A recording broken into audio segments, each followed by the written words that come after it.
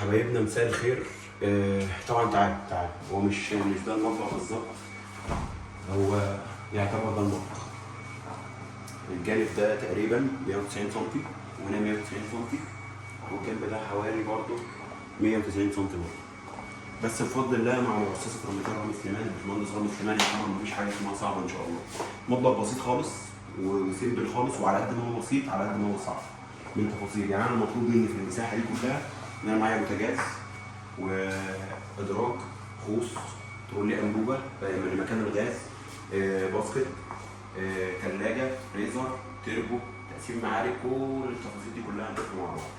طبعا بغض النظر عن اللون الجميل ده واللون التحفه ده من خامه الجرين بورد، الخامات الجميله اللي احنا يعني بنرشحها دايما وبنفضلها دايما. خلينا في الجزء ده وبعد كده طبعا ابتدينا هنا بالثوابت، هنا النهايات بتاعت الشغل، وابتدينا بالعلبه الجميله دي العمق الممتاز ده. يعني يعتبر مساحه تخزين ممتازه خالص، يعني حاجه ما شاء الله. برضه هنا انا ما قدرتش ان انا اكبر العلبه دي بحيث ان انا ابقى انا واقف هنا قدام البوتاجاز حر، ابقى انا واقف هنا قدام البوتاجاز واخد راحتي. برضه من الناحيه الثانيه من الجانب الاخر برضه ان انا عندي هنا ضرفه الشفاط، ابقى انا واخد راحتي فيها من حيث التخزين، من حيث المساحه يبقى انا في مساحه هنا معايا مناسبه ان انا اقعد براحتي واتحرك براحتي. طيب هنقول هنا ادي الشفاط والتخزين بتاعه.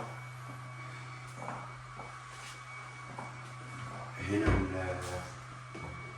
الركنه الجميله دي طبعا اللي احنا متعودين عليها، الركنيات الجميله دي.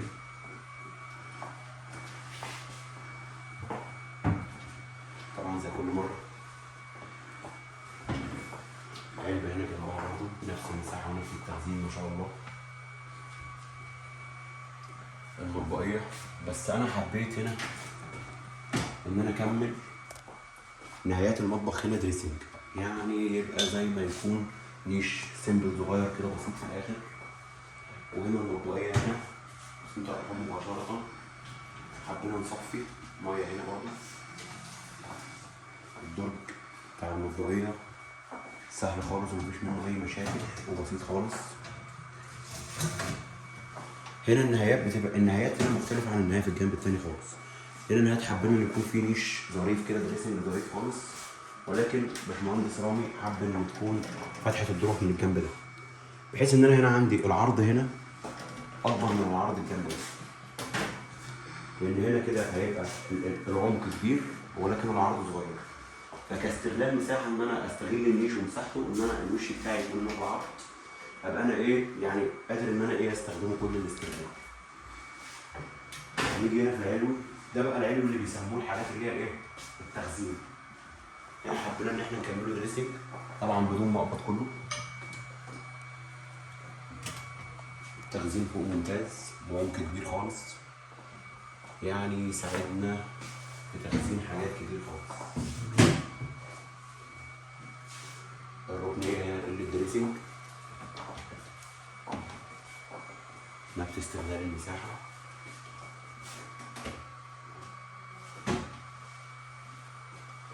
هنا نفس القصة دريسنج. هنا طبعا كان عندي قابلني مشكلة في الشفاط، ويمكن دي بتقابلني في المطابخ الصغيرة جدا. المطبخ زي ما انتم شايفين مفيش فيه مساحة تهوية خالص نهائي، لا في مجال لتكييف ولا في مجال لمروحة ولا في مجال لأي حاجة خالص. فاحنا هنا عملنا احنا هنا في 2 شفاط. موجود الشفاط المسطح اللي احنا دايما موجود معانا في كل المطابخ، واللي احنا ليه فيديو كامل على القناة بتاعت اليوتيوب رمضان رامي سليمان. الشفاط المسطح ده اللي احنا متعودين عليه. هنا عندي في السقف انا واخد شفاط هنا عمومي، واخد له المدخنه من الجبس مطلعها من الجنب من هنا بتطرد بره المطبخ خالص، بحيث ان التهويه تكون بقدر الامكان اعلى حاجه، لان المطبخ اصلا المساحه مخليه المطبخ يعني زي ما انتم شايفين كده. فيعني كان ده الحل المناسب ليها بقدر الامكان للشفاط. نيجي هنا على الادراج ده تقسيم المعالق. طبعا انا المقبض بيلت ان مخفي، مفيش اي مقبض خالص، مفيش اي مشكله.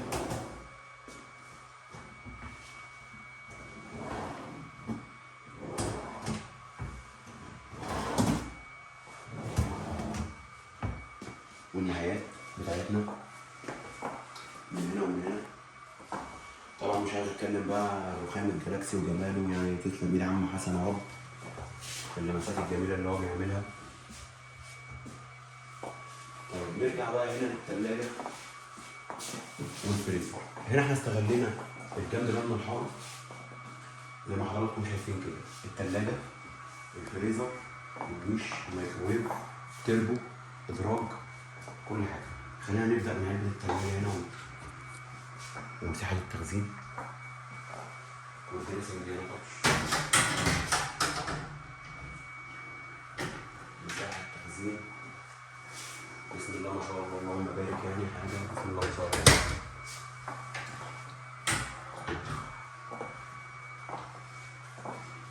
هنا علبه الفريزر نفس المساحه.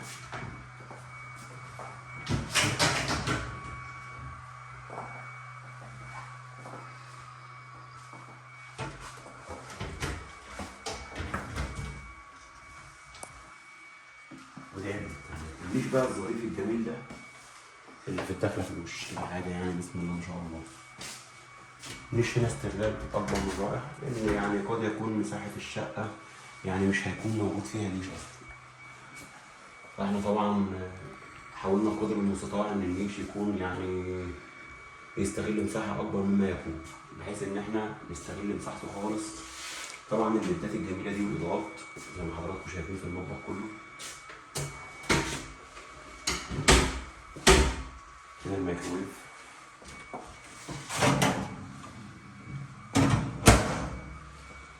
وطبعا هنا في عازل حراري وهنا في عازل حراري للميكروويف. ناس كتير بتقول وناس كتير علقت على الحته دي ان الميكروويف مش بيطرد حراره كتير، ولكن يعني بقدر الامكان كتير قليل احنا بنحاول ان احنا بقدر الامكان ما نسيبش ثغره صغيره لاي حاجه تسبب ضرر فيما بعد. طبعا هنا الادراج حاجه بسم الله ما شاء الله، وهنا التربو